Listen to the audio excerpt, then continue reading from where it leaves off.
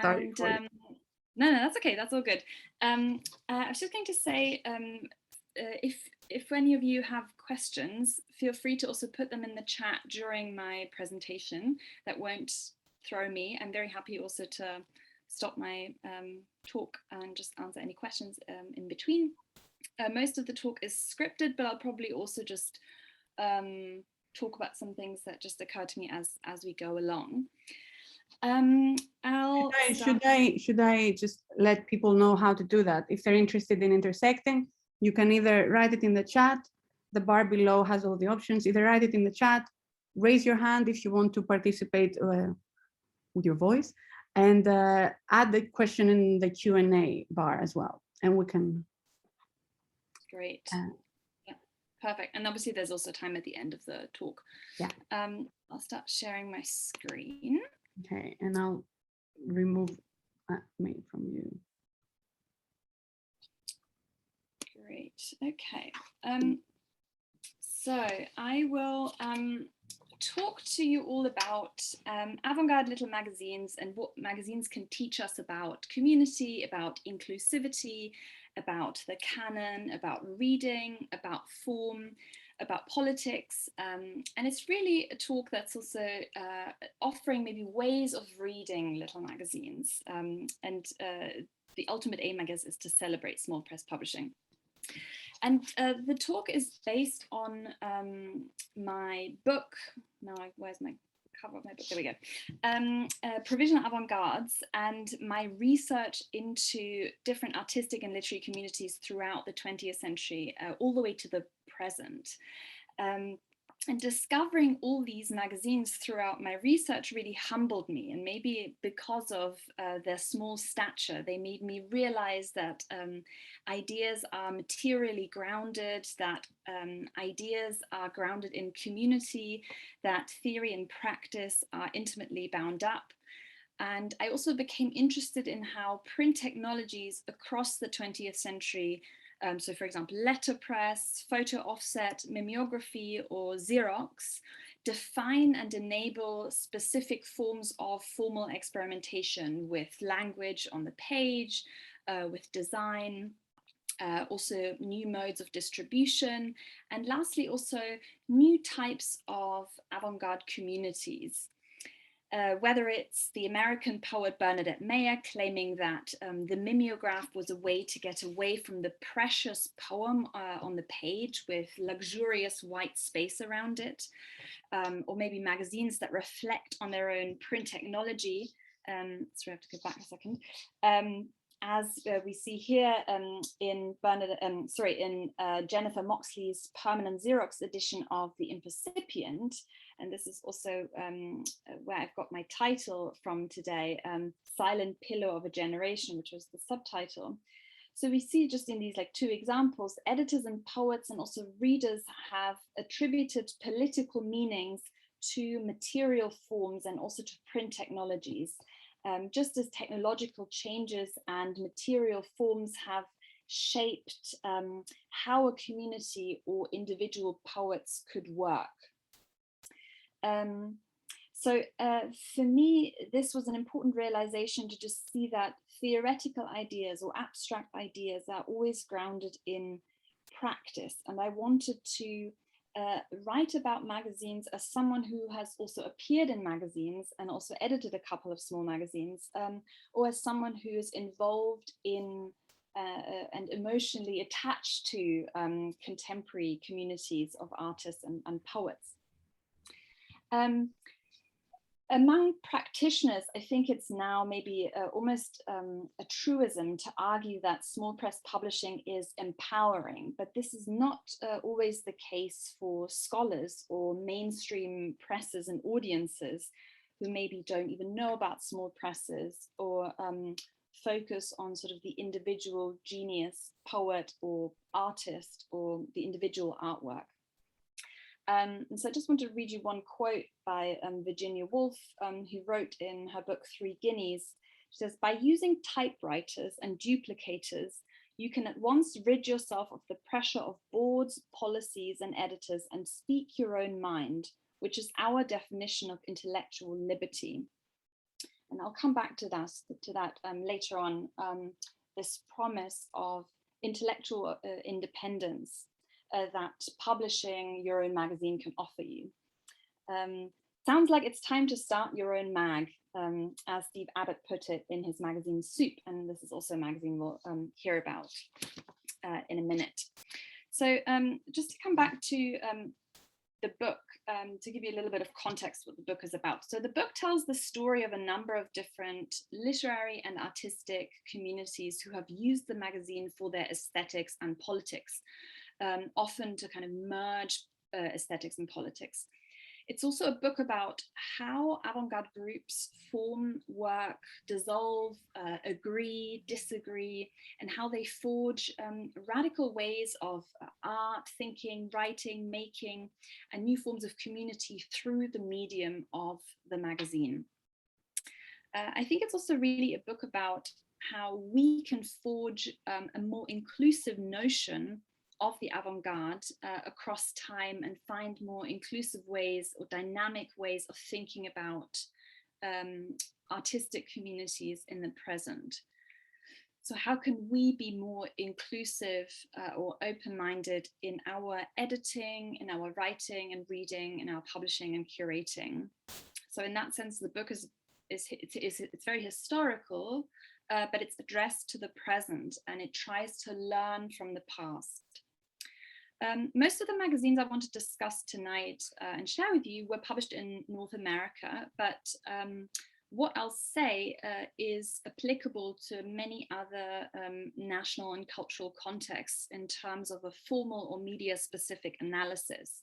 And I hope that my analysis of these communities and magazines offers a methodology that is applicable more broadly. So how can we talk about communities, whether they're artistic or non-artistic? I also hope that reading magazines might lead us to questions around sort of how we read more broadly, how we might answer questions about experimental forms, about innovation, about the politics of form, about the canon, about gender, sexuality, race. And also sort of the significance of experimental writing and publishing in shaping conversations about these issues. So the aim of the book, and also the aim of my talk, is just to show some of the manifold contributions that magazines have made, not just to an individual artist's work or writer's oeuvre, but to the numerous national and international avant-garde communities more broadly. And I think it's really important to remember that magazines allow us to move away from a focus on the individual author and artist or the single work, and instead really emphasize the collective work of editors, practitioners, readers, and often also other invisible participants.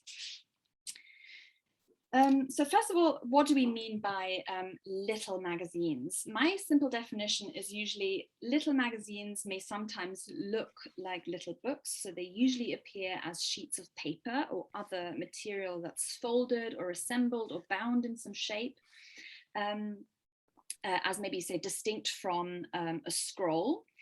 But unlike most books, they are almost always the work of more than one author, and they also appear periodically.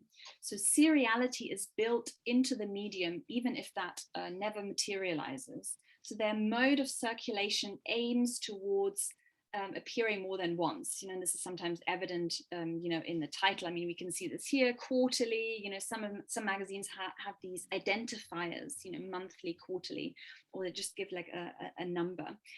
So magazines also usually have multiple contributors and a multiplicity of contents. And those features, the periodicity, the multiple contributors, the many different heterogeneous contents allow us to reflect on how communities form in a way that is much more varied and less reductive than an emphasis on individual works or authors. So from maybe advertisements, illustrations, announcements, editorial statements, to typography, design, magazines allow us a closer look, a closer view of a literary group, or also maybe an activist group, and also the emergence maybe of a cultural phenomenon or a discourse and style. Magazines also usually have multiple contributors who produce heterogeneous contents. So I want to just give a few examples of these kind of heterogeneous materials that you might find in a magazine, or how I thought about these issues. And my focus is really going to be, just to sort of for the sake of time, on magazines that think about issues of gender and sexual identity. Okay. Reviewing a book about the gay Bay Area writer Kevin Killian for the publication Outweek in 1989, the writer Sarah Schulman saw Kevin Killian as belonging to, quote, an evolving literary movement that has yet to be named, and consists of gay and lesbian writers who are informed by the last 30 years of the avant-garde, but show feelings, don't think they're better than other people, and put words together that everyone can understand, even while using unusual rhythms and word orders. It's like a kinder, gentler avant-garde. And I'm really intrigued by those adjectives, kind and gentle, which aren't usually paired with the avant-garde, with its traditional associations of militancy, forceful articulation, or maybe the forceful articulation of its uniqueness or innovation. So the intimate link between revolutionary aesthetics and politics, and also the vagueness of what is meant by avant-garde, arise partly because of the term's historical meaning of military conquest. So from its metaphorical beginnings, the avant-garde has been understood as a collective and mobile alliance of kindred spirits, but it's also associated with conquest and violence. This latter association is especially unhelpful when we look at feminist and queer communities, and also contemporary artistic and literary communities, where an increasing dissatisfaction with that violent discourse can be felt in the face of actual racial, sexual, and gendered violence. So in my talk today, I want to think about how we can theorize an alternative feminist and queer avant-garde that is kinder and gentler than the avant-garde's reputation. The magazines I'm focusing on were all dissatisfied with the exclusion of women and queer writers from the canon, and also from non-canonical avant-garde circles, and tried to forge their own more inclusive and hospitable modes of connection and alternative avant-garde identities. So what constitutes a queer or a feminist magazine or text? Is it when someone who identifies as female or feminist or queer makes work, or if they depict feminist or queer subjects or cultural references? The New York-based artist Gordon Hall calls this the, quote, glitter problem, or the leather problem, or the 1970s crafts, bodies and body parts, blood and bodily fluids problem, unquote. In other words, how explicit or abstract are queerness or feminist politics in a magazine or just a work, and who defines what constitutes a feminist or a queer angle to a work or a magazine? And of course, many of these questions were passionately debated in little magazines. So one of them, I already mentioned Soup, I mentioned Steve Abbott earlier. Then Mirage was edited by Kevin Killian, who I also mentioned, and Dodie Bellamy. And these two magazines were part of a network of magazines around the group called New Narrative, and they were active in the Bay Area in the 1970s and 80s. And the magazines associated with that group explored critical theory, especially French theory, but through subjective narrative that blurred the boundary between fiction and autobiography, and often was very interested in erotic content. Maggie Nelson's The Argonauts, or Chris Krause's I Love Dick, and even shows like Amazon's Transparent are hard to imagine without new narrative. And I think new narrative is just one of those examples of a group that formed around a number of magazines where, you know, the influence is still felt today, even though maybe that's not always easy to trace or immediately obvious where that influence comes from.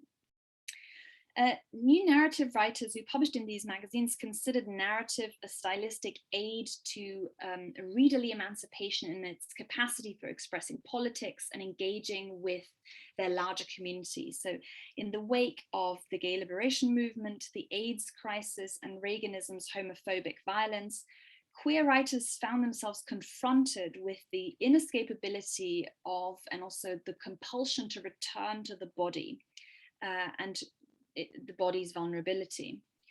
So these magazine contributors and editors asked themselves, if we are part of this queer community in which many of our friends are dying of AIDS, how should that change our writing?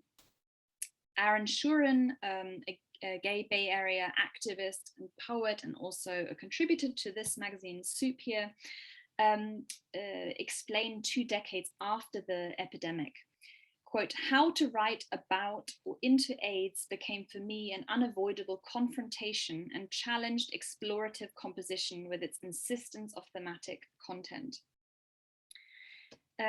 So this question of kind of how to bring in politics, but also how to use theory within a text was explored in these magazines, because sometimes theory, or the use of theory, was entangled with issues of education, class, race, sexuality, and gender.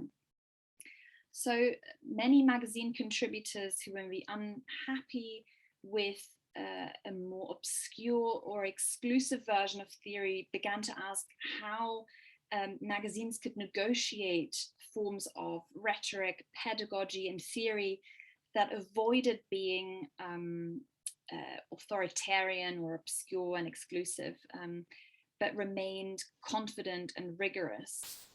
So what would an alternative rhetoric grounded in, for example, the values of equality, inclusivity, and active listening look like? And these contributors often also founded their own magazines dedicated to questions of experimental form, editorial conduct, and the politics of inclusion from an explicitly feminist or queer angle. Moving on to a magazine that ran from 1983 to 89 out of San Francisco, and was edited by various different editors, but founded by Kathleen Fraser, and was kind of very important for the formation of feminist avant-garde writing. And this magazine really wanted to be the exception to experimental, innovative publications that ignored women, and then also the exception to maybe more mainstream feminist publications that ignored experimental writing or theory. And Kathleen Fraser really saw her magazine as part of an effort of what she says, building a much needed community for female writers and readers. And she viewed her magazine as conducive to her social aspirations. So, and this is actually very common that many magazine communities or magazine editors or readers emphasize their desire to create a community or support a community, or they see their magazine as a gift. At the same time, it's important to remember that not every magazine community, every artistic or literary community is cohesive. Of course, ideally, a magazine establishes a sort of commons with inclusive and distributed ownership. But most magazines, most archives, most museums, most small press catalogs or mainstream catalogs define themselves or are defined as much by their outsides as their insides. So not everyone who wants to be a part actually can be.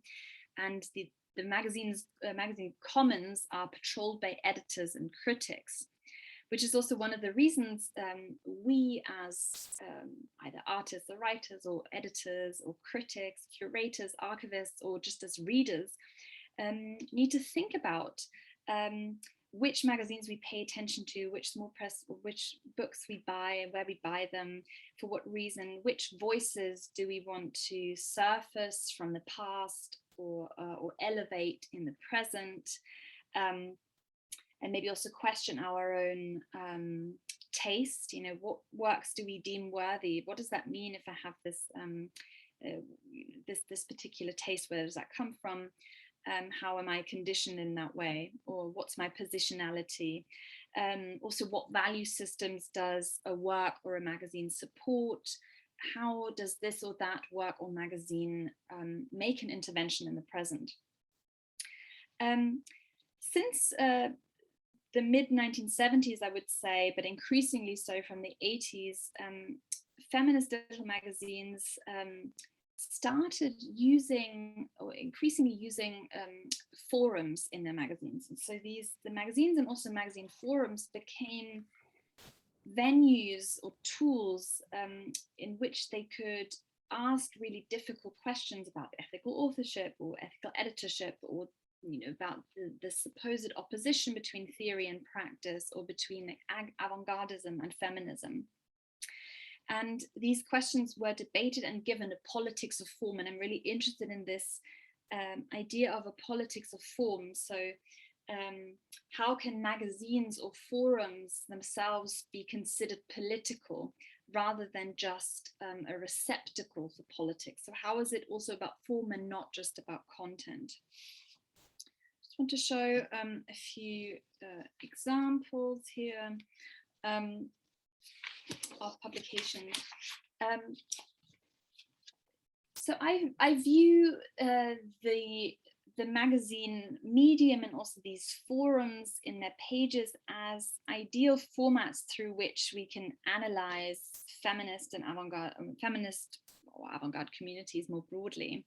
So this politics of the forum, as I call it, aims for inclusivity and non-hierarchical exchange in avant-garde communities. And this sometimes materialized also in this kind of specific magazine forum, which is basically a written conversation between multiple participants, obviously usually centered around a theme or a question. And so the forum democratized a poetry community or an artistic community. We also see this with other forms that are common in magazines, such as letters to the editor or reviews. So different forms that allow multiple voices to come together and have a conversation. So the forum was both an editorial model and also a broader pedagogical model for feminist hospitality beyond the magazine that was addressed to readers, critics, and feminists more broadly. So this also has, again, implications for how we think about other not explicitly feminist groups or individual poets and artists. And for me, hospitality is a useful metaphor in thinking about avant-garde communities. It's a useful metaphor for the complex negotiations around the inclusiveness or openness, or maybe also persistent hierarchies of communities. If we think about hospitality in the conventional sense, it's about kindness towards strangers, who you let into your home, or how you make people feel at home. So I think this is very helpful in thinking about publishing. So the feminist avant-garde that I'm looking at here turns the magazine and also the forum into this scene of pedagogy that critiques previous traditionally male-dominated movements by attending to what has been excluded, but also what must remain provisional and what must remain open to change, to redefinition.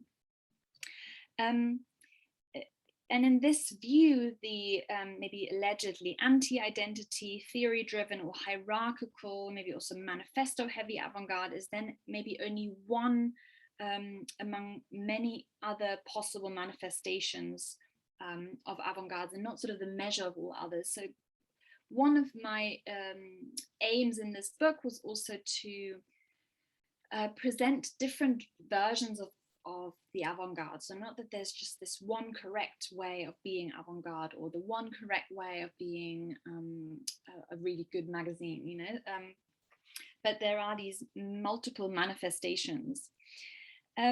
Of course, the other thing to remember is that hospitality is always in a way conditional, and Derrida writes about this as well. So it maintains maybe this inequality between guest and host. So maybe this problematizes the idea of a utopian inclusivity. I would still suggest, though, that hospitality or inclusivity contributes to a new understanding of the avant-garde, even though many magazines or communities and forums remained imperfect. Okay, let me just see, I have some more images of however and how to. Oh, sorry, actually I wanted to say one more thing about these. Just to give two examples of a small press, and also Kelsey Street Press, and also Belladonna. And Belladonna had this series called the Belladonna Elder Series, where a maybe younger poet was paired with an older poet, and who had some, either were in conversation or one had influenced the other. And I think, again, we can often trace these relationships or influences through magazines. And however's efforts to generate inclusivity and provide publishing opportunities for feminist poets were matched by these presses like Kelsey Street Press or later Belladonna. And I think it's really important to remember that these magazines helped put certain poets or artists on the map, but as you know, made, for example, an issue of the Chicago Review in 2007 showed this so-called numbers trouble, as Juliana Spa and Stephanie Young called it, still existed. So there was still a disparity in 2007, and also a disparity today. So in 2007, women made up only 27% of contributors, for example. So feminist forums and many magazines then and now, I think, try to remedy this representational imbalance. And although feminist avant-garde poets after 1980 disagreed about the existence of a specifically maybe female feminist aesthetic, I mean, they had multiple ideas what that might mean, they upheld these more provisional identities, and the magazine forum in particular suited this emphasis on differing views under the umbrella of multiple feminisms. And something that we also see in the forum, which is why I keep going on about this, why I think it's such a fascinating format, and it's sort of like the micro version of what maybe magazines do anyway, is that you can challenge literary norms or other norms by also questioning your own authority. So you can put forward ideas, but you're placing them in conversation and allowing for difference. Okay, so I just wanted to show an image of How To, which was the digital successor of the magazine However. And it indicates in its title its pedagogical promise, or it's a kind of how-to manual for editing an experimental feminist magazine. So it extended its predecessor's promotion of contemporary and past modernist texts, but also continued to explore the magazine format. So one thing, I was just trying to think if I have an example. I don't think I have an example of that. Sorry, but you should. It's online, so it's still archived online. So you should check it out. It's quite interesting in how it blends again theory and practice, and uses interesting sections in the magazine. So there's one section that is called, for example, in print, which listed recently published books of interest. And there's a readings section where people can offer more extensive commentary on a new text, or also on maybe a text they found in an archive or found in a library, or a text that they've just recently rediscovered. And then there's also a section sort of with emails, people sending in emails. So, and of course, then also a forum with different guest editors selecting topics, and also correspondence, inviting reader responses as well. And they covered quite a lot of ground, thinking about public intellectual debate, taking risks in your writing, transnational writing and transnational communities of experimental women writers, and then also maybe the magazine's complicity in Anglo-American publishing, sort of establishing this kind of dominance of English in publishing.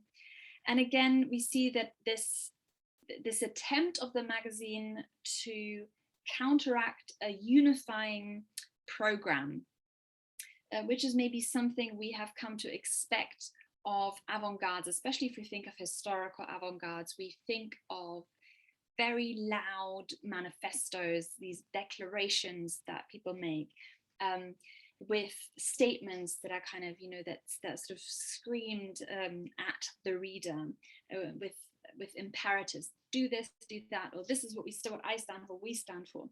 So feminist and queer magazines offer, as I said, a kinder or gentler avant-garde version of that is maybe less confrontational. Of course, some of them are also confrontational, but the ones I'm focusing on here choose a different path. And again, this is not a value judgment, just to say that they tested out different ways in which we can come up with the statements about what we want to do as artists and writers, statements for the magazine community. How can we collaborate? How can we discuss ideas? Okay. In one of the forums that I just wanted to show one other magazine that also focused on forums. This is a Canadian magazine. Something I also haven't said is that, of course, I mean, as many of you will know, if you're involved in magazines, what's also so beautiful about magazines is that they're often so multidisciplinary. So there might be drawings, there might be photographs, there might be poems, there might be fiction, there might be interviews, all kinds of things. In a digital format, and I won't have time to go into this, but if we look at maybe more contemporary magazines, in a digital format, you can obviously also include other media like MP3s or video files, or, you know, you could, some PDF magazines also include hyperlinks or images or videos within embedded videos, and so on and so forth. Great. Then again, a publication that is, well, it's a magazine, but they were really published almost as anthologies, because they were these kind of mammoth forms. I'm trying to find my note. I feel like I've lost this now. Oh yeah. Just to read you a couple of quotes from the editors. They started this magazine because they deliberately wanted to reject the separation, the aesthetic separations of various schools, and to deliberately create an aesthetics of joining. So they wanted to publish poets of a younger generation, and forged an environment in which they wanted to create what they called connective reading, which views reading as reciprocal, as shareable, and is also related to a political practice of consciousness raising. And Chain promoted such connective, participatory reading in its editorial models. So they also said, we started Chain because we wanted to talk to more people. And in their first issue, they created a forum that talked about editing. What does it sort of mean, not just to go through the motions, but actually requires a response, a continuation. And they used the forum explicitly, as they said, to stop themselves from being seen as sort of an autocrat, yeah, the editor as autocrat. And they also had a section in their magazine, this is also where the name comes from, of chain poems. So they wanted to create these chain links where different female poets collaborated on these chain poems, sending them to each other, and the other one would continue writing the poem. Great. I'm just showing you some more covers. This is a digitized version of a print cover. You can see they're kind of stapled. Some of them are, I mean, as you see, this chain is perfect bound. It's very colorful covers. However, appeared more as a kind of newsletter and was stapled and sent in that way. All right, let me see just some images. I'm looking for one thing. This is the chain link, the chain poems. Okay, oh, I feel like somehow this is a bit out of order, but that's okay. I'll just go back to this. I'm showing you some of the different sections I spoke about earlier, and how to the editor's notes, the new writing, forum, postcard sections, alerts. So you can see that there was this attempt at creating multiple voices rather than a kind of defining vision for one magazine. Okay. Okay, there we go. This is what I wanted you to see. Just one of the readers of How To wrote into the magazine and said they really appreciated the magazine's capacity for attention and inclusion, especially in the face of kind of overwhelming mass of content on the internet. I mean, this was in 1999, and it's quite interesting how that's sort of a little bit dated, but at the same time, maybe also prescient. There was a sense of, okay, so it is online, which it means that it's potentially more accessible to more people. At the same time, maybe the role of a magazine is still to select amongst the mass of information that's out there and to highlight certain works that might otherwise get lost. And one of the guest editors of the magazine explained that the magazine's purpose was, a quote, this is on the slide, a true public forum in the spirit of Juliana Spahr and Jenna Osmond's call for work for their forthcoming pamphlet series, Chain Links. Think of these books as a conference panel for the page, a panel that is being held at an unusually interdisciplinary conference of leftists, environmentalists, inventors, free thinkers. Think of this forum as a kind of virtual panel, one which might be added to over time. Think of this forum as a variation on the idea of aperture, a forum which might continually expand, open, and allow more in. So again, this metaphor of the aperture really epitomizes the inclusive and hospitable setting of feminist avant-garde magazines. At the same time, potentially less open is the conception of the forum or the magazine as a conference panel, a kind of site of academic activity. Not everyone has access to the codes, the linguistic codes, or maybe the practices of conference panels. But that aside, How To's revolving editorships, they had all these guest editors who brought their own perspectives and contributors, and also the forum's numerous respondents demonstrated, I think, an inclusivity that was greater than that of other non-feminist avant-garde magazines at the same time. Let me just see what time it is. How are we getting on? Okay, so I'm just going to sort of wrap things up very quickly. And I think you're good. We can. Yeah, that's okay. Yeah, I'll do like 5 more minutes. I think this is. I'll do. No need to rush. No need to rush. Okay, fine. All right. It's hard, when you don't see people. It's hard to gauge people's interest. I know, but yeah. I think we're all hardcore fans here, as I say. Yeah, okay, that's great. I just also see a question from Katerina. Could you please elaborate a bit more on Chain's approach to reading as feminist consciousness raising? What was that something they used to organize in group meetings? And do you know of any contemporary groups who engaged in similar practice? I think that's really, really interesting. I think that so with Chain in particular, So by the way, Chain has also been digitized. So if you're interested in reading the magazine, Katerina, I don't know if you know it, but it's on the Jacket 2 website. I can put the link in the chat later. It was recently digitized. There's this whole effort on Jacket 2. It's an online magazine now. I think it used to be print at some point.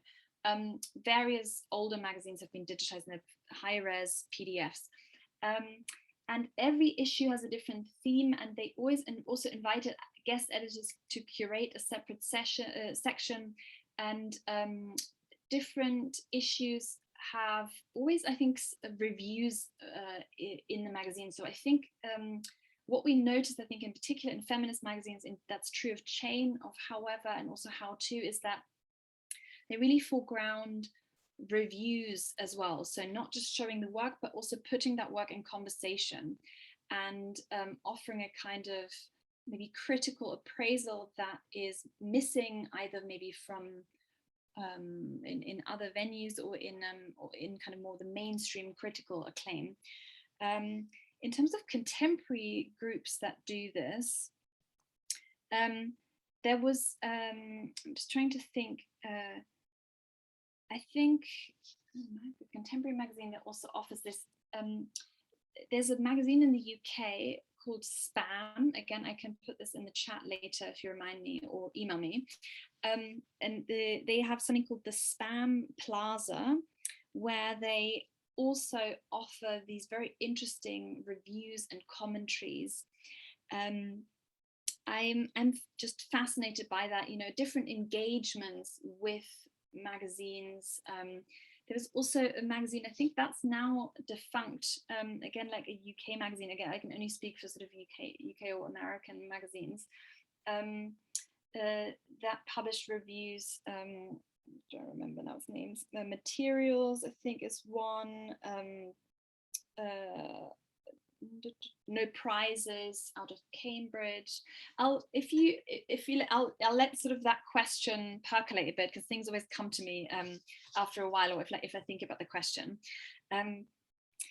Just to continue, and I think this is this question is so beautiful because it really connects with what I was just going to talk about, is that we the poet critic Tyrone Williams remarked in the magazine Lana Turner that we cannot sort of assume to know what the contemporary avant-garde or the avant-garde of the future is like, and we shouldn't assume that the contemporary avant-garde is like any previous avant-garde, because that would sort of mean to freeze history. And I think this is a good reminder, so to remain open to these different iterations.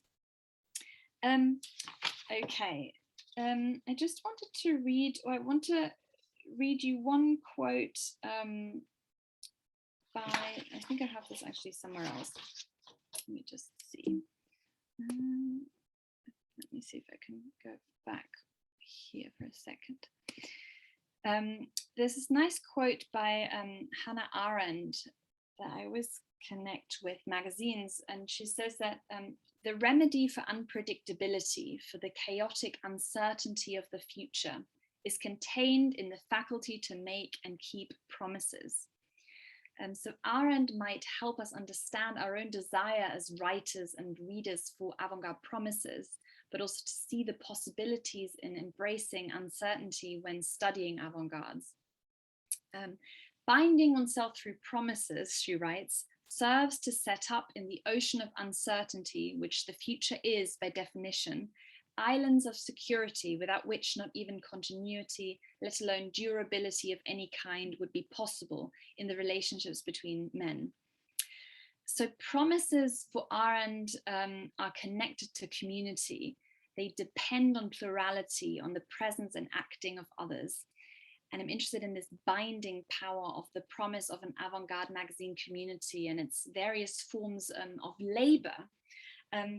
So this, I mean, because often publishing magazines depends on, you know, kind of labor of love, unpaid labor, and there is no sort of guaranteed return for it. Yeah, but this is maybe whether this binding promise is really interesting. But the binding promise also for, if we think of the political magazines that we looked at today as well, and it's not just some kind of deferral to a better future, but maybe this vision leaves the unpredictability and provisionality of an avant-garde community and its practices intact. I just want to see if I can show, I wanted to show maybe a few more. This is just one forum.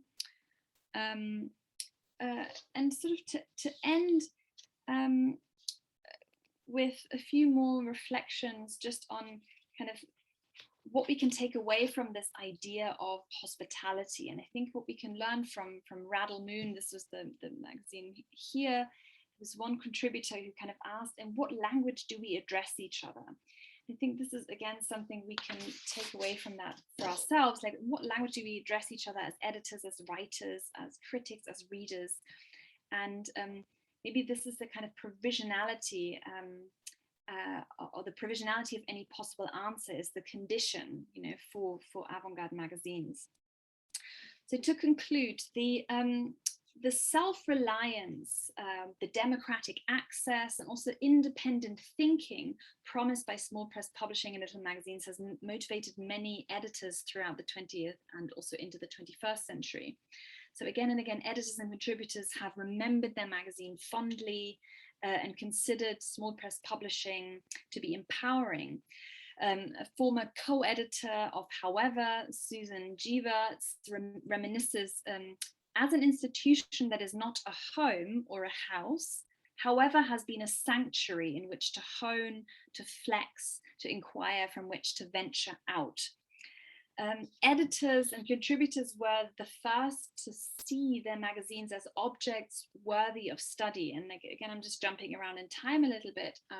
William Carlos Williams, an important contributor to many modernist and proto-Dada magazines, wrote in the first issue of the revived Contact, that's here on the slide, in 1932, quote, "The small magazine must, in its many phases, be taken as one expression. It represents the originality of our generation, thoroughly free of an economic burden.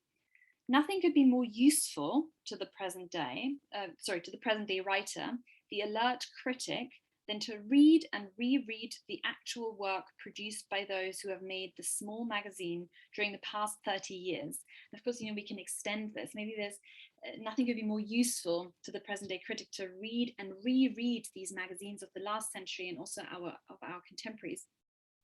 So editors and contributors like Williams are sort of maybe the best theorists and teachers of the little magazines, and they remedied canonical exclusions long before critics did or archivists did. And so again, like, I want to take Williams's injunction to read and reread to heart. And maybe that means to really trace the ebb and flow of ideas across time. And the last quote I want to read you is by Laura Riding, who also edited a magazine. I don't have an image here. She had a magazine called Epilogue in 1935, and she said it's awkward to appear in periodical form. And I think we should embrace that awkwardness, that strangeness of the magazine medium. And maybe also the impossibility of fully knowing what an avant-garde community is or will be, and to remain kind of open to its provisionality.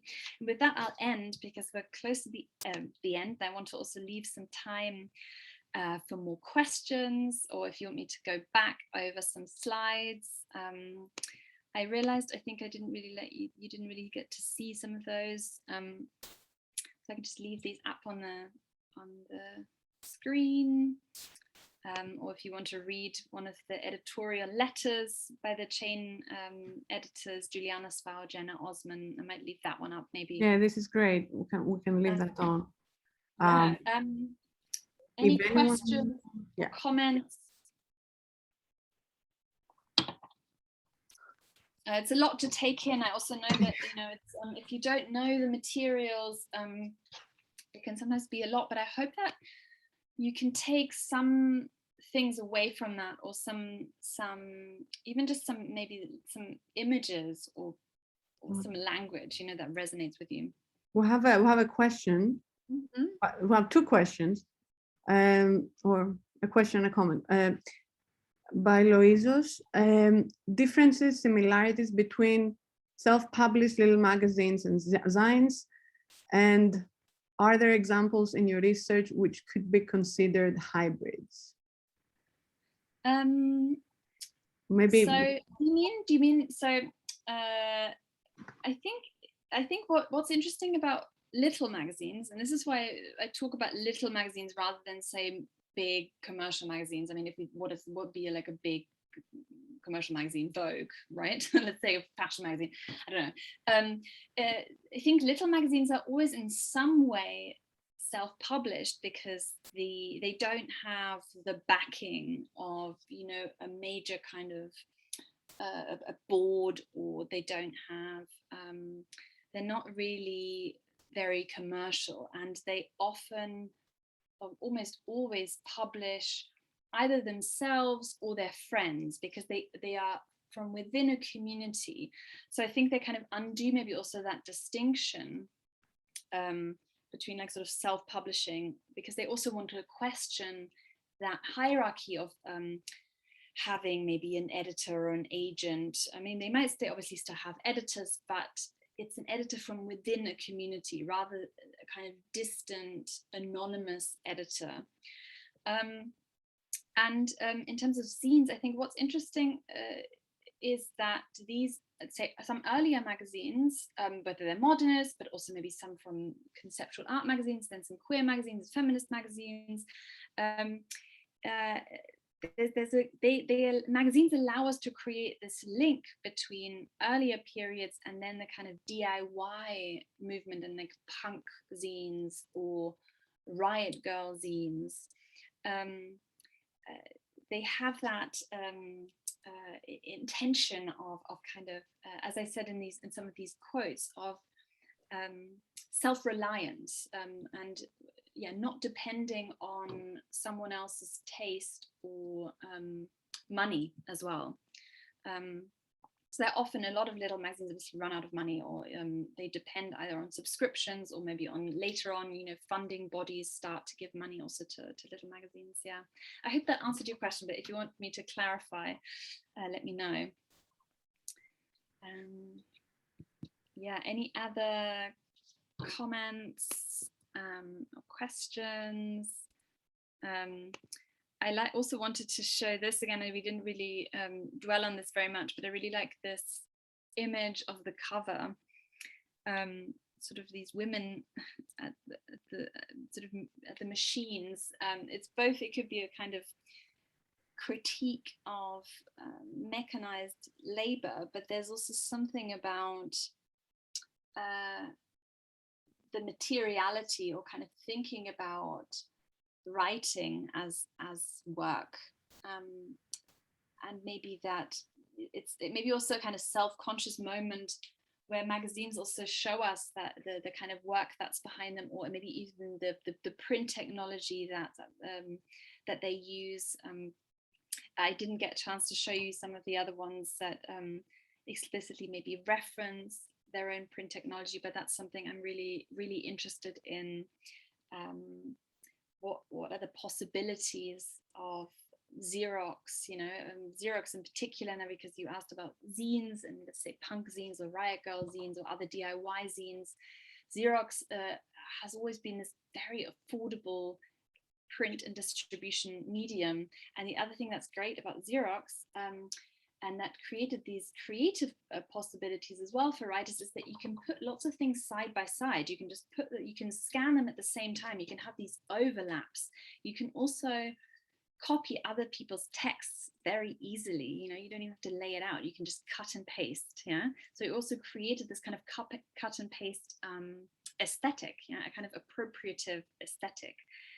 Which in turn links back to conceptual art practices that were very, very interested in copying and in the labor of repetition and in seriality and appropriation.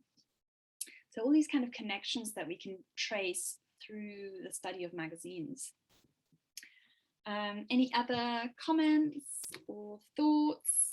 I would like to say something about the importance of you being here and why it makes so much sense that despite your research not having a local focus in the Greek scene, why it's still relevant.